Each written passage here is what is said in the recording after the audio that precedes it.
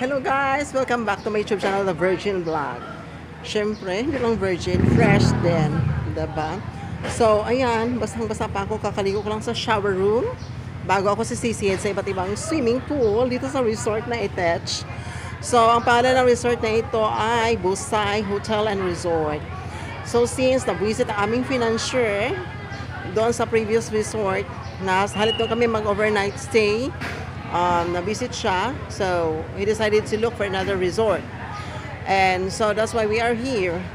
So, iikutin natin. Tingnan natin kung kahit gabi, maganda ba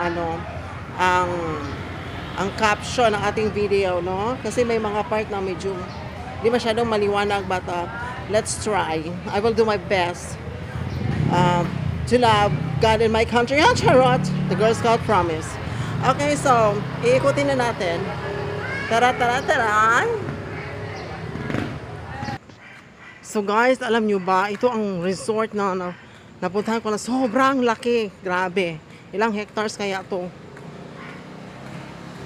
Ang layo-layo mula sa entrance. So, makapili ka guys. Makapili kayo ng iba't ibang cottages. Iba't ibang price. Much cheaper yung nila. Yung mga cottages dito. Kasi dito, like say for example, kung may mga dala kayong speaker or kung wala man, tapos gusto nyo mag-charge, you need an outlet. So, dito is 800 lang ang cottage na may outlet. So, unlike doon sa pinuntahan naming resort kaninang umaga, yung pinagliguan namin, mahal doon. Pero, as an overall, parang pare-pareho lang siya kasi ang entrance doon is 100 plus. Dito naman is 200 plus per head. Tapos medyo lower ang price ng ng cottages. Pero ma-enjoy ka dito kasi ang daming daming mga view ganun. Tapos may mga sliding papunta sa pool. Ano ko to sa vlog kay Sally. Tawa aligo. Sige pala.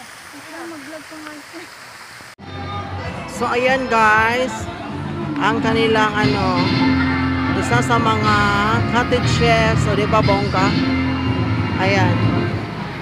Isa sa mga disenyo ng kanilang cottages. Tapos meron din naman yung pang simple lang, pang ordinary, na mga cottages lang din, mga kubo-kubo lang din, gano'n. But syempre, may mga mamahalin din. So, depende nga sa mga design na gusto, o depende sa budget mo rin. So, ayan. O, diba? Ayan. Bongga.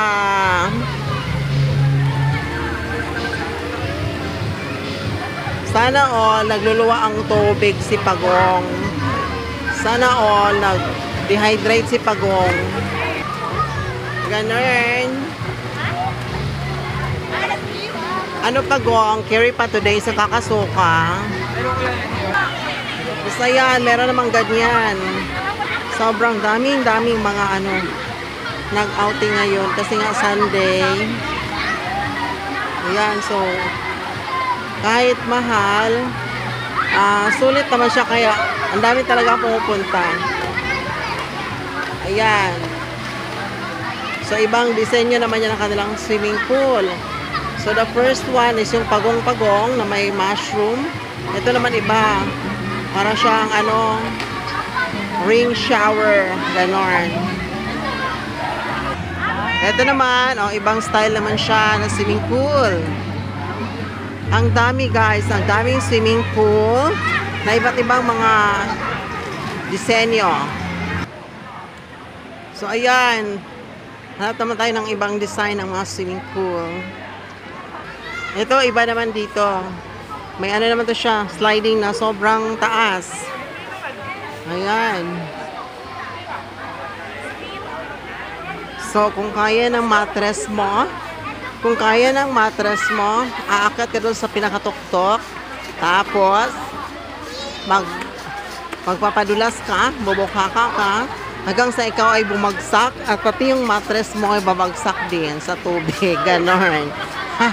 Pati ako, pumuntik na malaglag. So, vlog. So, ayan. Yan guys, dyan ka babagsak. Pati yung mattress mo sabayang bumagsak sa tubig. Ganon.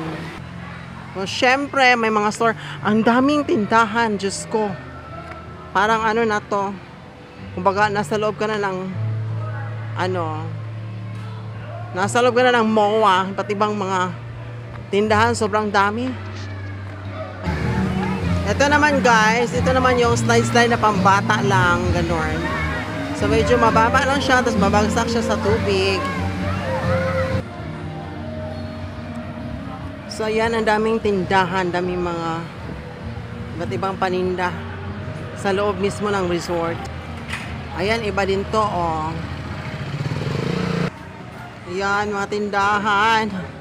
Ang pambili ang wala, ang paninda marami.